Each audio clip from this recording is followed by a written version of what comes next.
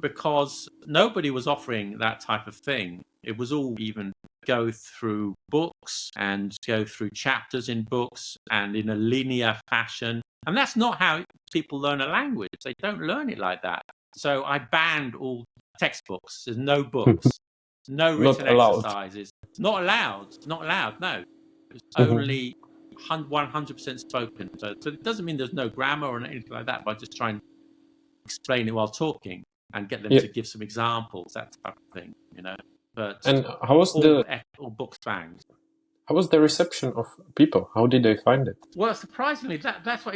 As I said, I'm a systems developer. I never planned it. It was just to earn a bit of money while I was in Paris. So it just took off. So that was a big surprise. Lots of people were coming. It started off in my tiny apartment, full of people. We had to find a place. Oh, yeah, like invited. Before we dive into today's episode, please hit that subscribe button. Your support helps us grow and inspire more people on their journeys. Thank you. Hello, Gideon. Thank you for joining us today and welcome to the show. My pleasure. So, Gideon, for those who don't know you, can you please introduce yourself? Okay. My name is Gideon. I'm from London, not Paris, Thomas. From Paris. I will remember Despite my London accent. No, I do live in Paris, though. That's true. And I teach English, and I have a YouTube channel called Let Them Talk TV. That's a little plug for it if you haven't already seen it. And I don't know what else to tell you, really. The history goes back a long time. I used to work in IT for many years.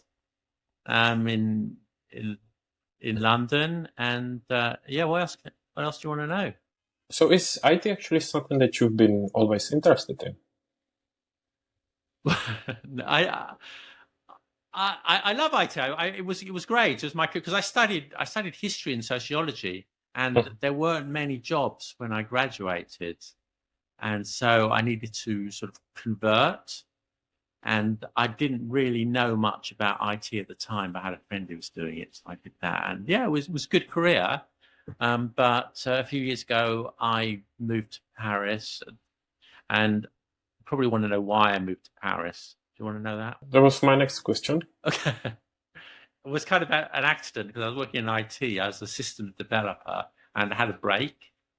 And I thought, well, I've got a break, and why don't I go to Paris, learn some French, stroll nonchalantly down the boulevard, dip some, coffee and eat some croissant and that kind of thing. Wear a beret and a stripy top. Do that for a few months. I can see it in my head. I'm just trying to imagine. Yeah, exactly. All the cliches that we love. And I was here, and I was offered some online work, so I didn't need to come back to London. So I thought I'd stay in Paris for a while longer, and that was like 15 years ago. I just didn't. And stayed there until now. I love London. It's not that I dislike London, but I got comfortable in Paris. I had a place to stay, and my IT work dried up, so I started teaching a bit of English. There's a big demand, much to my surprise. A lot of people wanting lessons. Why to your surprise? It was only popular and useful language, so why not?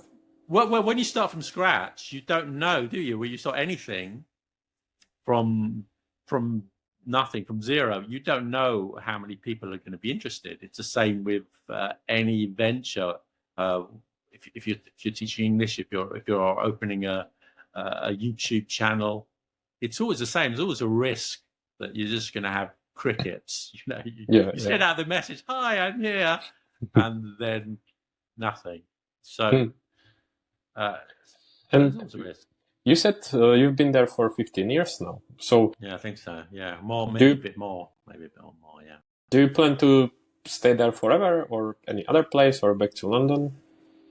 Well, I mean, you wake up in the morning and you think, oh, today's okay. I'll stay here today. And the next day. And you repeat that every morning. Thomas, you live in London. Is it the same for you? I like it for now, but I'm not saying that I will stay here forever. I don't know. Maybe I will, but at the same time, I may try something else. I don't know. Maybe Paris, or I don't know. Exactly. Well, you've got a place to stay. So, no, exactly. It's like that, isn't it?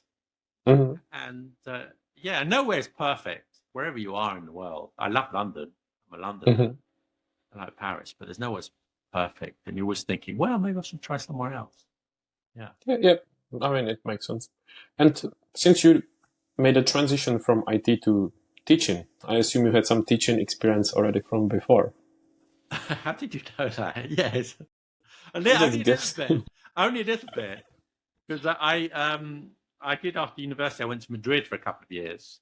I never thought I'd be a teacher. It was never my plan. I just wanted to go to Madrid. I wanted to learn a bit of Spanish, live in a different place, get some, worldly experience. So I did that for a couple of years, and then I came back. I worked in IT, and it was the same when I was in Paris. I never thought I'd end up teaching English, but here we are. But now we can see that you've been always interested in languages as well. I guess I didn't know that, but even working as a programmer, it is a language in a way. You're interested in sort of deciphering how the thing works, and there's syntax in computer language and syntax in the real language, different vocabulary. But I guess I have that kind of analytical brain because I like grammar. People say grammar is boring, but I always find I love to see how things work. I don't know, are you one of those people that thinks grammar is boring? Grammar? Maybe it's boring with my native language, but it's not boring with... Not true. No, I find it more interesting. I don't want to say exciting, but interesting with foreign languages, such as with English. But with my native language, I don't find it that interesting. Okay. But I think one of the reasons why I like teaching and teaching online is because grammar has always been taught in an uninteresting way. And I tried to think that's a good point. Make it fun. Make grammar fun. That was my, my message. So actually from your early experience, did you meet teachers that made it fun for you, or was it boring as well? No, it was when I came to Paris, I went to some language schools and the experience was very bad, really bad. It was only because, I like teaching grammar, but it's based around conversation. Because what I do is like conversation, and then while we're talking, we might sort of redo the conversation, but this time maybe look at the grammar and how you can improve the communication. But I came to Paris to learn how to speak French, and then you go to the language school, and they never teach you. Never say anything. They just say okay, so exercise. They teach you exercise. You answer number 12. What is the point of this? What's the answer here? I didn't say a word in the class. And this happened several times. But signing up to French language schools kept changing them. I don't know if you've had that experience yourself. You go to a language school and you just do exercise and you don't speak at all. I would say probably to some extent, yes. I remember also when I was learning English, I don't want to say scared to speak English, but still, it feels a bit awkward because you are a bit shy and probably insecure. But after I came to the UK, I can agree that actually the speaking is what makes you to learn the most, because you can know all the grammar, be studying, I don't know, vocabulary and anything. But then if you don't know how to speak, then it's kind of pointless. And actually the speaking and immersing yourself in the language, it's the best experience and the best way how to learn. Exactly, I agree. It's about speaking, and then the job of a teacher is to guide you and say, okay, you're speaking well, but maybe we can improve this bit, and to sort of raise the level. And so just speaking, then it's very difficult to be completely fluent if you only speak and you don't study at all. In my opinion, some people say they can do it, but Yeah, no, I mean, I didn't mean it that you just need to speak. Of course, study as well. I understand. But if you know everything, but you are afraid to open your mouth, then absolutely, absolutely. And language is about communication. So if you're not opening your mouth, then what's the point? Because if you just want to read, I guess. So it sounds like then you found a gap in the market when you started your own teaching school.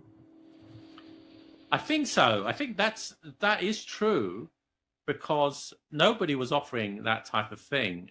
It was all, even go through books and go through chapters in books and in a linear fashion. And that's not how people learn a language. They don't learn it like that. So I banned all textbooks. There's no book, no written exercises. Not allowed. No, it was only 100% spoken. So that was. But it doesn't mean there's no grammar or anything like that. But I just try and explain it while talking, and get them to give some examples, that type of thing. But and how was all books banned? How was the reception of people? How did they find it? Well, surprisingly, that's what it. As I said, I'm a systems developer. I never planned it. It was just to earn a bit of money while I was in Paris. But it just took off. So that was a big surprise. Lots of people were coming. Which is great. It started off in my tiny apartment, full of people. We had to find a place. Oh, you're like inviting them to your place actually as a classroom. Exactly. I started off in my apartment. Yeah. Just thought, well, let's give a couple of lessons here, and it was just a lot of people were coming. Yeah.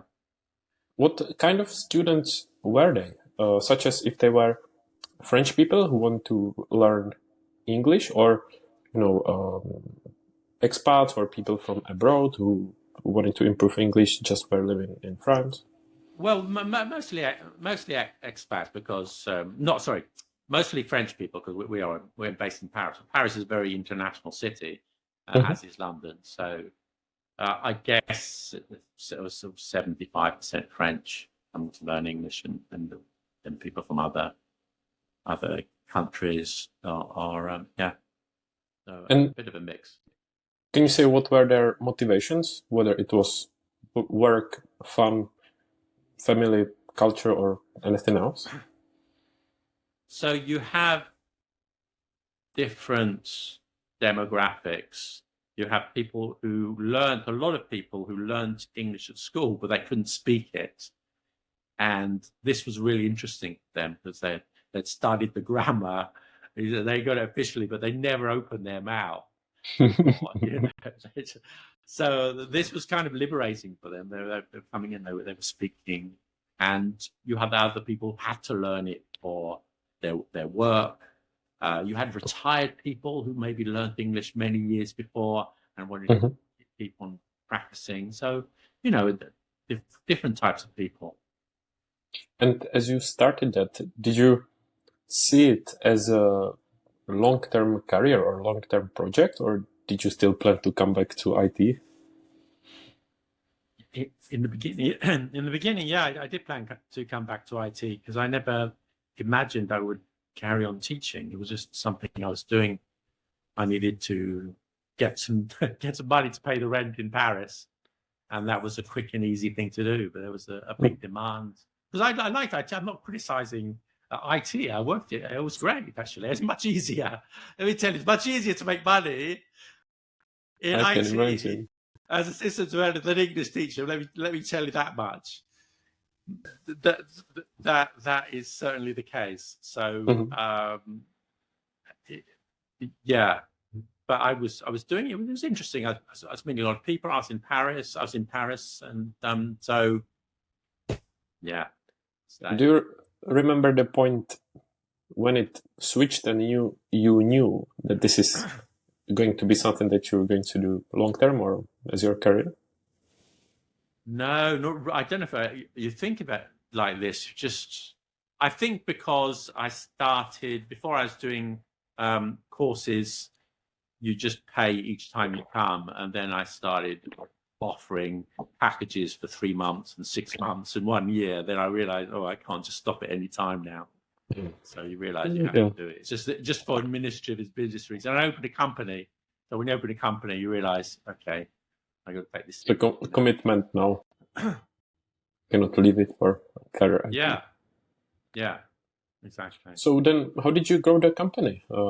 Did you hire more teachers, start offering more courses, or how did it grow? Yeah, exactly. Yeah, it was never huge. I mean, not like the British Council, not huge, but I opened a company, and we had sort of a couple of teachers working with me, and we did a bit of French. We even did a bit of Spanish for a while. Didn't work out quite so well, but the French did. So we're teaching French. We had a French teacher. So yeah, it was okay. Curiosity, do you teach French as well? Me? No, you're kidding, aren't you? No, I can. I bet your French is on. No, it's very not. high. My French is. I can get by in French. Certainly, I can communicate well in French, but no, I've got a very strong British accent. I make a lot of mistakes. Should be better than it is. So definitely. I'm sure that you are. It's never going to happen. I'm sure that you are just critical of yourself. No, Thomas, you're wrong. You're very kind. I can see you're a very kind person, but what are the other languages that you know? Spanish. I know Spanish as well from living in Spain. Yeah, I'm sure there are more. Maybe you just don't want to tell us. More languages? Yeah. No, I know Italian. Oh, nice. I know some Italian. That's not intermediate. I was quite fluent in Spanish, but Italian I got to sort of intermediate level. I lived in Italy for a few months. Oh, see, you didn't want to tell us, and now we see that you are on a good level of Italian. And a little bit of Japanese. Oh my God! Wow. But that's more of a challenge. I studied Japanese a lot, but I can hardly say anything. So I think it is a bigger challenge. You need more time. I don't have the time you need. Oh, with Japanese, I can imagine. What were the motivations behind learning, whether it's Spanish, Italian, or Japanese? I think, Spain. I lived in Spain, and that was just great. I loved Spain, and I lived in France. And those reasons I lived there. But Japanese, which I should say, I don't really, I'm a very low level. But it's just interesting to because you have to rethink completely. It's a non-Indo-European language, and it just makes you think differently, literally think differently, because you have to put the verb at the end of each sentence, and not even mentioning the alphabet. Not one alphabet, but more alphabets, right? Well, yeah, two alphabets and then the characters. Yeah, exactly. Mm-hmm. Hugely complicated. Yeah, and the alphabets you can manage, but then you've got to do all the Chinese characters, the kanji. Yeah, which thousands of them. You have to learn more individually. Is that then something that you still keep learning, or was like a challenge before and you stopped, or you still continue? I would like to return to, but I think you need dedicate when you're running a business or a YouTube channel. Inevitably, you've got less time. Yeah, I want to make more time for myself to spend it on projects like that. I can imagine. Are there then any languages that you plan to learn in the future? Once, or if you have time. You think that's not enough? No, I think it is enough, but I'm sure that there are more. Of course, Czech is a wonderful language. It's just beautiful. I'm glad to hear language. That. I think I could once order a beer in Czech, but that's it. Yeah. Can you try? Do you remember? Pivo is beer, is it? Pivo? Yeah, nice. But volume, I can't remember now. Something with the volume. You can say just one pivo, so it's jedno pivo. Jedno pivo. Nice. Oh my God. Jedno pivo. 2 piva. Bo ještě jedno, one more. Yes. Okay, yes. It was a good one. I'm glad to hear that. Yeah, no, I'm happy. I love languages, but you can't. You have to. I'm. You see on when I watch YouTube, you see these hyper polyglots that speak 17 languages and things like that. I think it's all bullshit, really, because I think to learn a language, you can tell me really well, it takes 10 years. It takes 10 years of study, doesn't it? I've been in France more than 10 years, and I should be more fluent than I am. But it takes 10 years. So if you're learning many languages, you're going to sacrifice, because you'll never be fluent in many. And in the end, you might be intermediate in quite a few, but not fluent. It's better just to focus on 2 or 3, depends on your age, I think, maybe 4. But to speak 10 or 12, no, I think you're doing yourself a disservice. I don't know what you think. Maybe you're a I think it's a good point what you mentioned, because I came across many times as well on YouTube polyglots who speak I don't know how many languages, and I always was like, wow, how is this possible? How do they do that? It's not possible. I think mostly bullshit. I think. Yeah. Someone's going to tell me there might be some situations where I guess there are some people who know indeed many languages, but then the question is to what level? To what level, exactly. Exactly. If you're reaching B1, would you prefer to be B1 in 10 languages or C1 in 2 or 3? Yeah, that's a good question. Or even, so it's a sacrifice. It's a trade-off. Yeah. So then, as you mentioned YouTube, I need to ask you, how did you start, or how did you discover YouTube, that you're going to produce content as well? Discover? It's also an accident, really. I mean, it's all everything, happens by accident.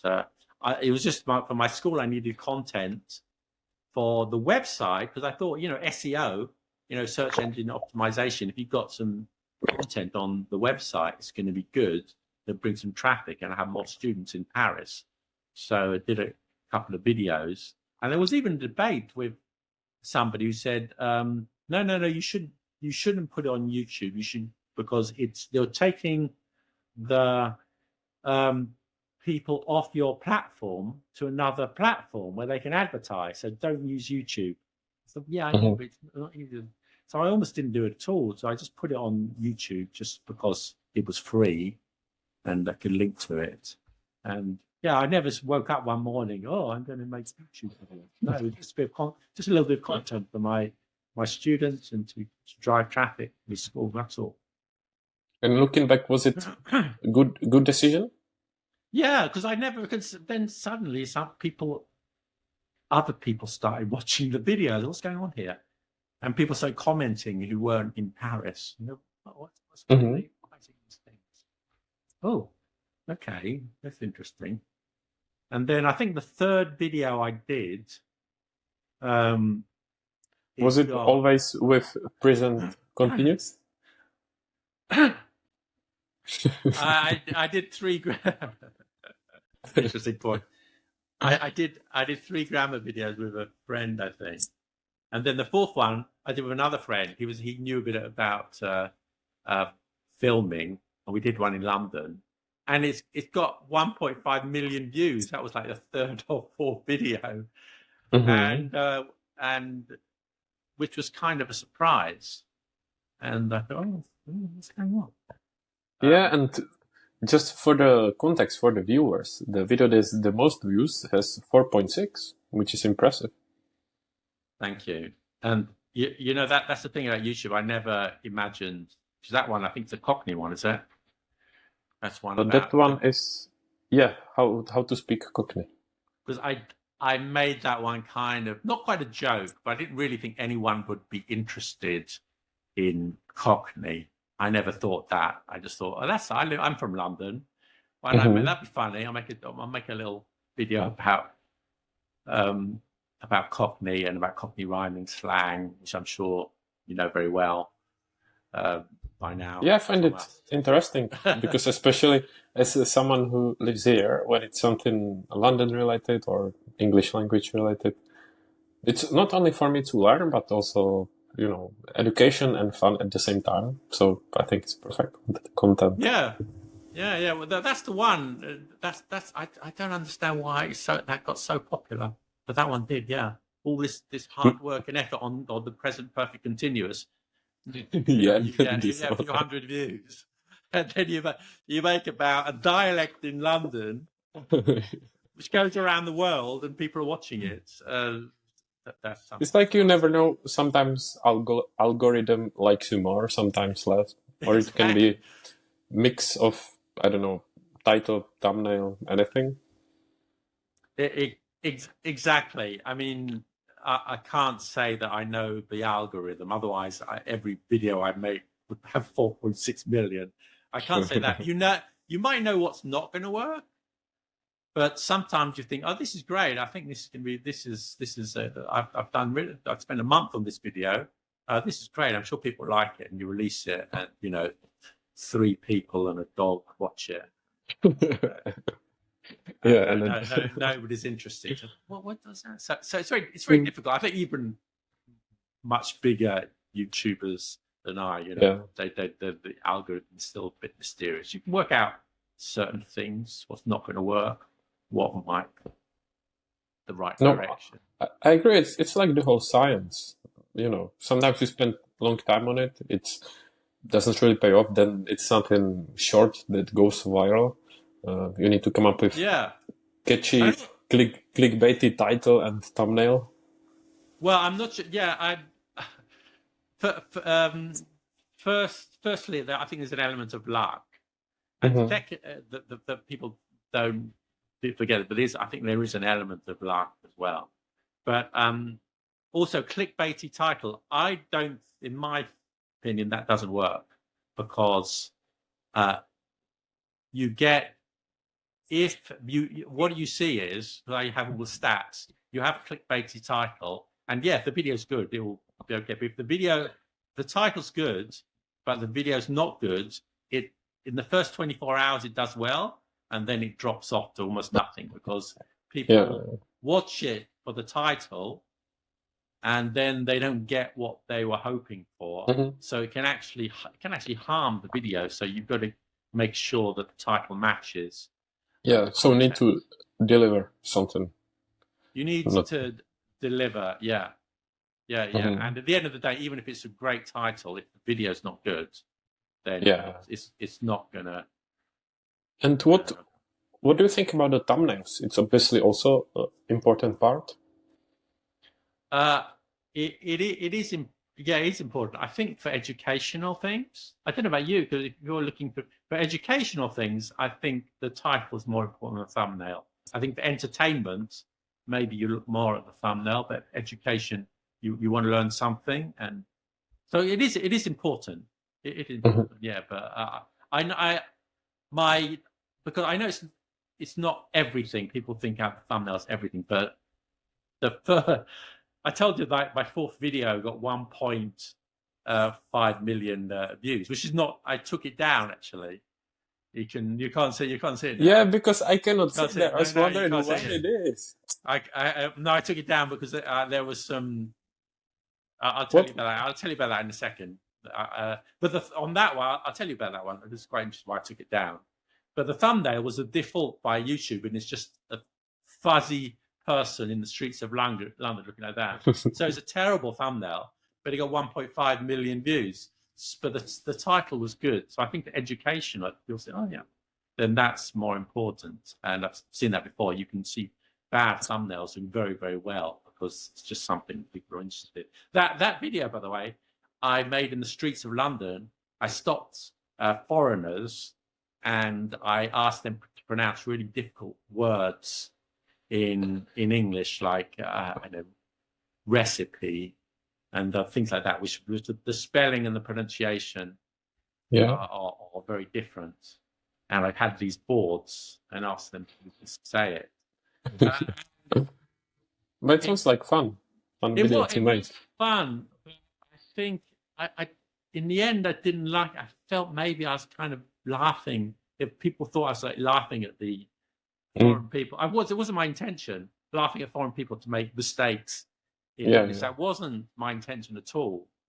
It was actually meant for my students in Paris, just to help them learn some difficult English words. Words not difficult. It's a spelling difficult. But in the end, that's why I took it down. I thought, yeah, maybe it seems like Yeah, I I'm understand. mocking. It was never my intention to do that. Mhm. So I didn't want to keep it up there. Even at Yeah. 1.5 million, I took it down. So there you are. Yeah, and I was just about to say for the context that the first video that you uploaded, it's been 11 years from now. Oh, has it? It's that one on the grammar one, I think. The difference between mustn't and don't have to. Oh, okay, yeah. Well, again, all these videos what I did was because you hear the same mistakes in my lessons again and again. So that one was not for YouTube. That was just for my students in Paris, that one. So I never imagined still up after 11 years, yeah. And when you make videos now, is it only for YouTube or is it still for your students or for both? The great irony is that I started the YouTube channel to promote my school in Paris, and my YouTube channel has kind of killed my school. I more or less closed it down now. Oh, okay. The great irony, because I was spending so much time on YouTube videos, I didn't have any time to work on the school, which there's a huge amount of administration, things like that. Yeah. And I had to make some kind of sacrifice. So I do still do some teaching and things, but I focus more on YouTube. Yeah. Yeah. So is it basically your main work now, YouTube, or your main focus? Not entirely. Unfortunately, I can't live exclusively by YouTube. I think a lot of people can, but I'm not quite at that that stage. It's a lot easier, by the way, just saying, watch YouTube to become a systems developer. Even if you're a very successful YouTuber,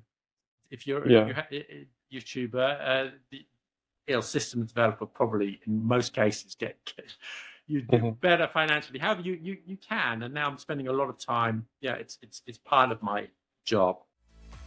Are you looking to elevate your online presence? Check out Trailblazed, our digital marketing agency. Whether it's standing out on social media, crafting a stunning new website, or developing impactful visuals, Trailblazed has got your back. Visit trailblazed.digital and reach your online potential today. How do you then come up with the topics for YouTube videos? I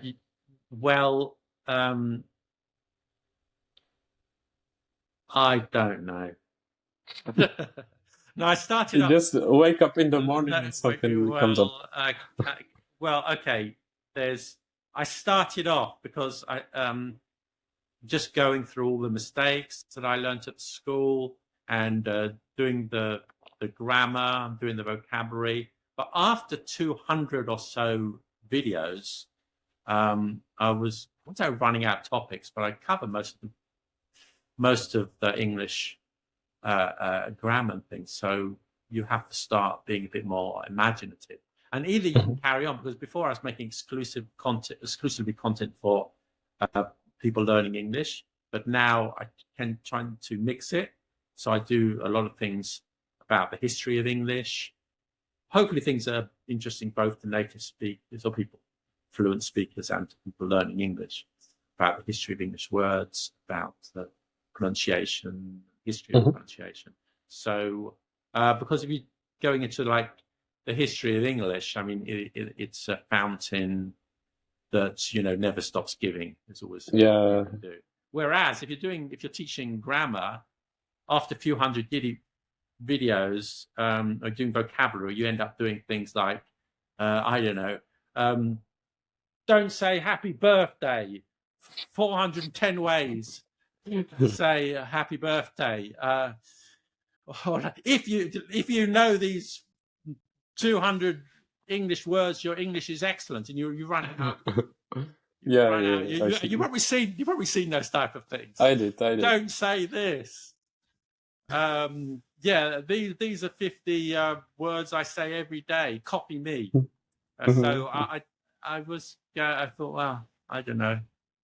I can't. No, I like it. I think it's smart because, as you said about content, for example, content about something from history, it also makes you stand out because you can cover the topic that maybe no one has covered before or hasn't been as much covered as before. So it's something that makes you unique.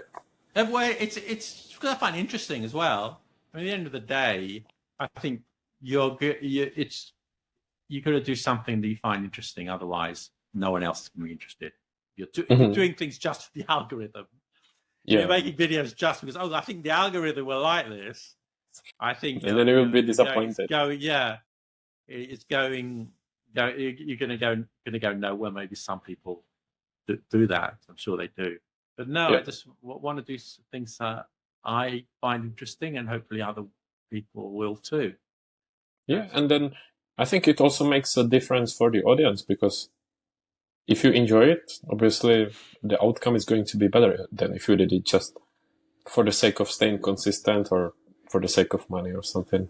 Well, exactly. I mean, I hope so. I mean, like I did one video quite recently about idioms that we've been using for 1,000 years. And I thought it was fascinating that there are still some expressions that haven't changed, or hardly changed in hundreds of years, even 1,000 years. I thought that'd be fascinating. They're still in modern English. And I thought, well, if so many other people like it, if I like it, then I'm sure other people like that kind of thing. It's idioms since Middle Ages, isn't it? Yeah, that's the one. Yeah, yes. Yeah, That's the one. Yeah. Out of interest, do you remember any? Can you name some? From that video, I think scot-free. That's it. That's an interesting one. Do you know that expression? No. So if you get off scot-free, means if you do something bad. Yeah. Thomas, I'm looking at you. If you do something, bad, but then you go before the judge, and judge says, "That's all right, you can go. We have too many people in prison. You can go." Then you get off scot-free. But you didn't punish him. Why are you letting him scot-free? And the English people use that expression. They don't know who Scott is. They think it's like a Scottish person. Or something like that. A lot of people, you ask them on the street, what's a Scot? Oh, it must be some guy called Scott. It's not. It's just interesting. I never heard of it. Well, the Scot is actually a sort of old, I think Viking word for a tax. And okay. And if you had bad land, you had to pay tax. I can't remember the whole story now. I think you have to pay tax on your land. But if the land didn't have any water or wasn't very good, then you didn't have to pay the scot. So you were scot-free. Or if there was some corruption, you were scot-free. Yeah. So that's the origin. It goes back to medieval feudalism. So yeah, that's cool. Didn't know. I love these stories. I find it fascinating stories. Mm-hmm. And then out of so many videos that you've made, can you remember or name some videos that you worked on and for some reason you enjoyed it or it was particularly interesting for you and it's worth sharing? Of course, all my videos are beautiful and worth sharing. Maybe one that stands out. Everyone should be watching them and all your friends and all your family on a loop until the end of time. Not all the ones, some of the ones that I really like, and doesn't mean that they're successful. I spent a month, it must have been a month, working on a video about Shakespeare and how he influenced the language, and also how he didn't influence the language. Some people claim that he did this, but he didn't. And I sort of got it together and all about Shakespeare and reading about Shakespeare and did a lot of work on it. And it's beautiful, but not many people watched it. I don't think that Shakespeare is something so people are interested in. The Was I video? That's it. Yeah. How Shakespeare changed the English language. Yeah. It was I. It was I. So in old days, you wouldn't say it was I. You might say 'twas. 'Twas I. It was me. No, it's me. So that was nice, but not many people watched it. But Yeah. So it's Hopefully, like that. after watching this, we'll manage to get Millions. more audience to watch. Millions. More than Gangnam Style. But I'm glad to see that you are consistent. Do you try to release video each week, or what's your frequency? Every 2 weeks? Yeah. So I should. People say I should get an editor, but I haven't done it yet. Because that's what takes the time. That every 2 weeks or so, approximately, I release a video. What do you use to edit? I'm using Premiere Pro. I've been using Premiere Pro. Maybe there are other things I might look into. No, I would say that most of it. I think Premiere Pro is maybe the best one or one of the best ones. Are you using Premiere Pro? Yeah, I mean, primarily for the recording and some basic edits, I do Riverside, the one we used, but then I, do some final bits and pieces in Premiere Pro as well. People don't like Premiere Pro, but you have to pay for it every month. So that's the thing. But I've tried to use. I tried once to use DaVinci Resolve, and what they don't tell you, you watch these YouTube videos, say, yeah, you should switch over to DaVinci Resolve, and it just slows your computer. You need a really fast computer. I've got quite a fast computer. I just couldn't work with it. I couldn't work with it. That was the problem. Then it means that I wouldn't be able to work with it at all. No, I've got quite a fast computer. I think you need just like very powerful things. Maybe I got the second. I had to stop. I was trying to think. There's one more good editor. Oh my god, I can't remember which one was. CapCut. Maybe CapCut people are using. I think now. Yeah, recently. It's more for TikTok and Shorts, isn't it? Yeah, no, not anymore. No? Not anymore. I think they used to be. I think that they've updated it, and now it's getting pretty good. People have told me that like up to professional level. I should update as well. That's what they say. It's no longer just for TikTok videos. Yeah. And what about you and other channels? From my research, it seems like that you are only on YouTube, or am I wrong? I got banned from Instagram. Oh my god, why?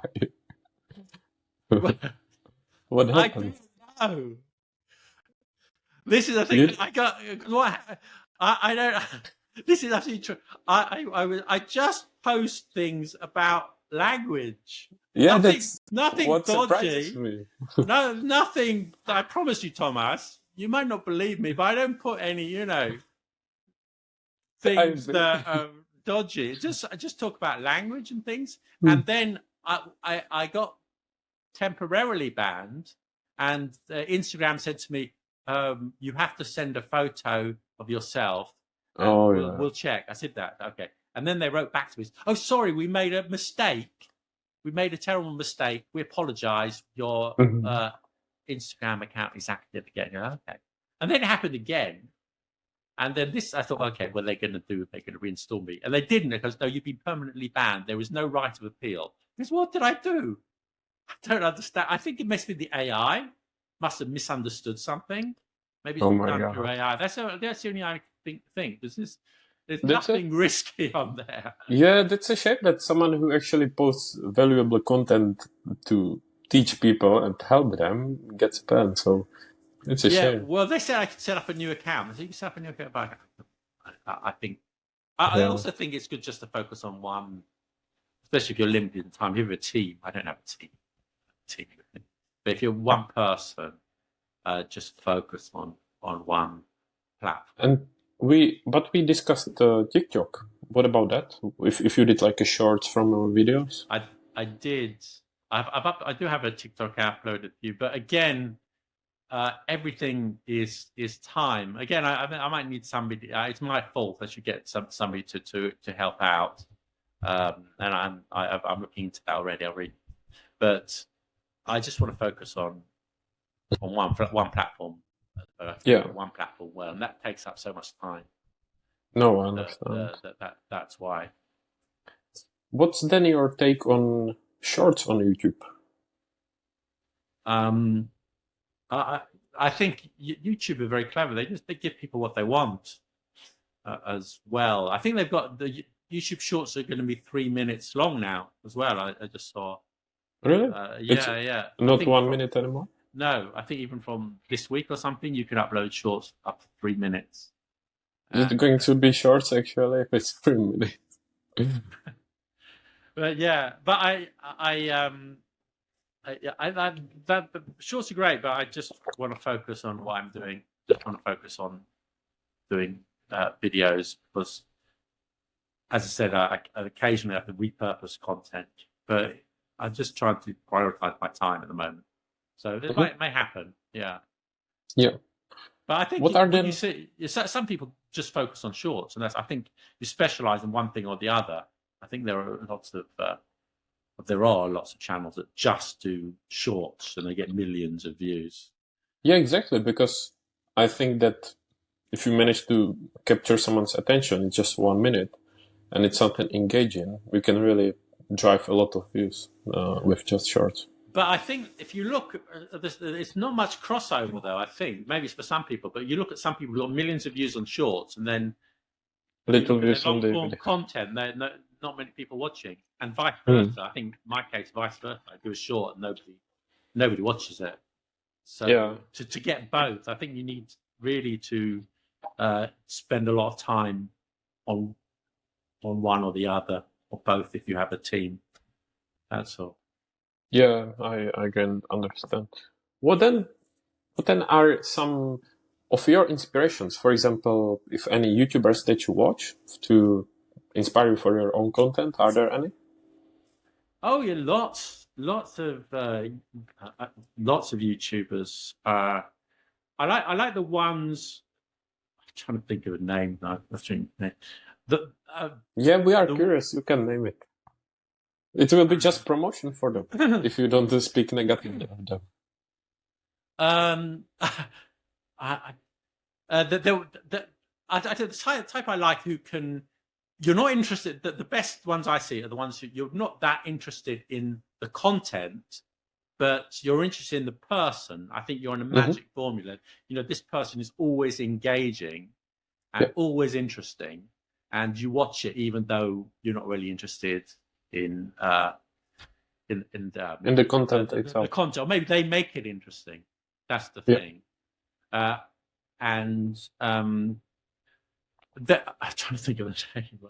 No, if you don't want to, you don't have to. No, I can't remember. There's a guy. There's okay. I can. You got 1 second. I'll tell you. Is it? Oh.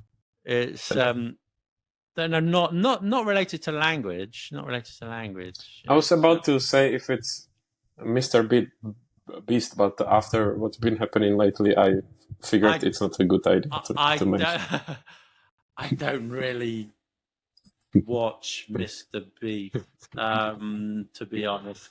I tell you what, I've been watching interesting recently is I tell you what one person who was interesting in the I haven't watched him recently is a guy who did cameras. Is it this forgotten his name? Forgotten the guy's name. What's the content like? He used to work in Hong Kong. Hong Kong. He's British, I think of Chinese origin, but he's British, and he did all these things about cameras. So when I was learning about cameras, watching him, he's always very engaging. He was a very interesting person. I don't know his name. And some channel I've been watching recently is Patrick Boyle. I just checked. Yeah, on finance. Yeah. Wow. I always find it super interesting, even though it's not a subject that I'm that interested in, but it's just engaging. And also JJ McCulloch, you know, is it Canadian? Yeah. Yes. Oh my God. Yeah. It's just also the words they use, the eloquence, and the way they can construct the story. I just find that's really captivating. So that's why I like that. So yes, not always. You think it's the subject. You've got to get the subject right. But no, the person can sometimes it's about the person. Yeah. I find it similar with the podcasts because, for example, you've got a guest that has been too many podcasts, but I listen to the one that is with the host that I like for some reason. Yeah. So I think it's similar. Yeah. So what do you? Can I ask you? Am I allowed to? What about you? What do you listen to or watch, Thomas? For example, with podcasts, I really like Chris Williamson, who does Modern Wisdom. And he's got loads of guests, and of course he's got the guests that are probably the biggest names that attend podcasts. So you can see that they've been to many podcasts as well, but still I prefer to listen to this one because something similar to what you said. I think that he's got great questions. I like him as a person. I think he makes it engaging, interesting. I'm just curious. So that's just one example of something similar to what you said. Yeah. So we agree. So I think it's an interesting point you bring up. Yeah. It's not always about the subject. Yes. It's about who you are, the sort of the charisma of the person. The person, yeah. And it also feels like that after some time, since you've been watching and listening to them for a while, it feels like that you've developed a relationship, although it sounds strange because you've never seen each other, but because you've been listening to him for such a long time, it feels like you are friends or something. Yeah. And also, if you're making content, these people are inspiring. Of course, I'm not going to talk about finance like Patrick Boyle or something like that. But it's quite inspiring. You think, well, how can I make things better? He's doing this really well. Yeah, exactly. And what can I learn from him? What does he do that I can improve? And you don't need to copy, but you get inspired. Everyone gets inspired. Yeah. And one question that I'm really curious about to see what you say, because obviously there are a lot of ways how to learn languages, and as the technology develops, I'm sure that you've come across Duolingo. So what is your opinion on this? I tried to learn a bit of Japanese on Duolingo. How did it go? Okay. I can't say that I mean, look, Duolingo, can you learn, like, because I only learned for a basic level, but can you, I've never really gone deeply into it. Have you? Is it?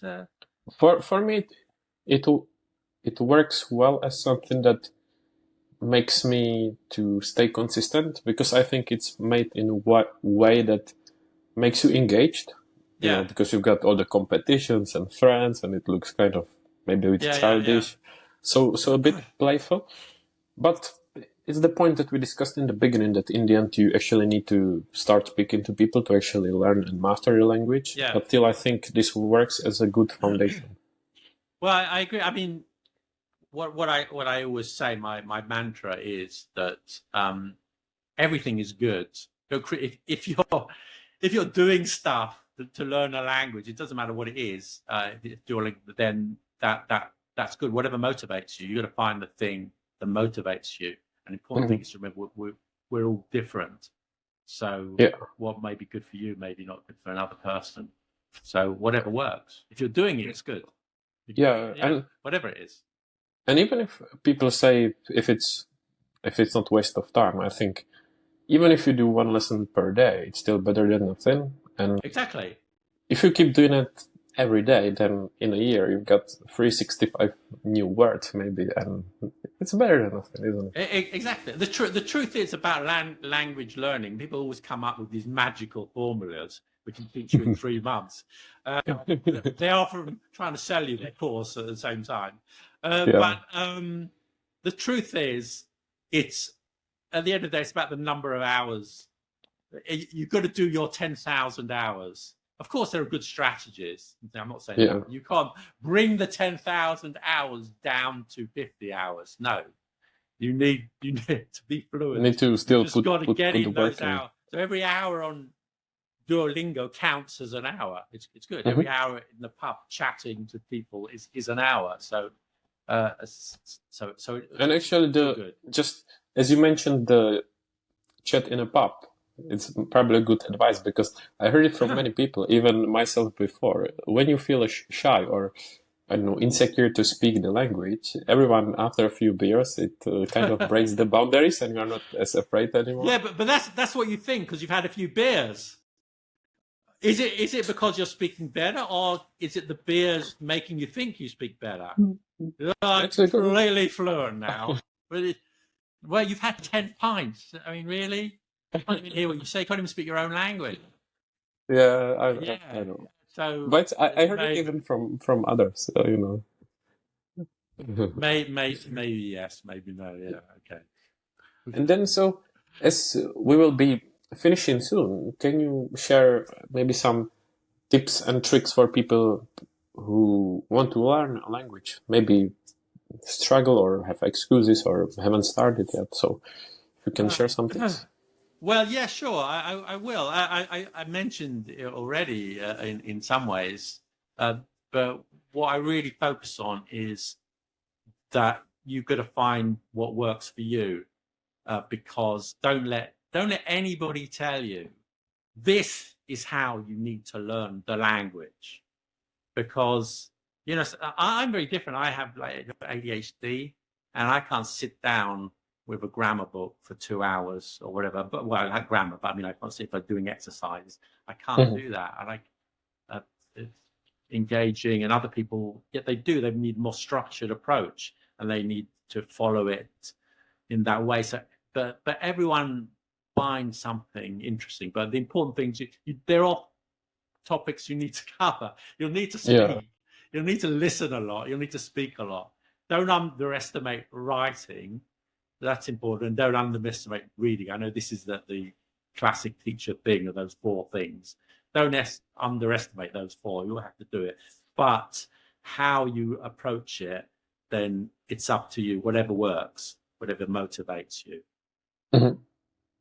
Yep, I think it's perfect advice. No. Then we discussed it already, but can you, or do you want to promote yourself or your services? Where can people find you and follow you? Yeah, of course. Have you got like an hour and a half? Is that okay? A minute and a half. No, well, as I said, you'll be glad to know I don't have Instagram. I don't have. Is it X? I do have X, so I don't post on X, but I do have. I don't have TikTok. Well, not really. I do have a YouTube channel. It's Let Me Talk TV. Mm-hmm. You should definitely be watching all of my videos on a loop. Yeah. The whole family, even if your you're dog. Not, the whole family, and your extended family, including the newborns and the kids and all the friends. Yeah. That's what you should be doing, and your English will be perfect. Yeah, Mm-hmm. you can learn. Don't say happy birthday. And some clickbaity titles. I don't do those videos. I will make sure to add everything to show notes. And then to finish it up, is there any final piece of advice or something that you would like to share, or something I should have asked you and did not?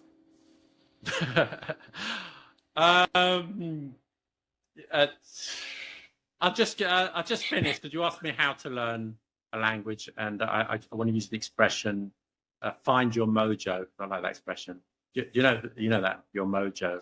That's like your secret power within. It's called mojo.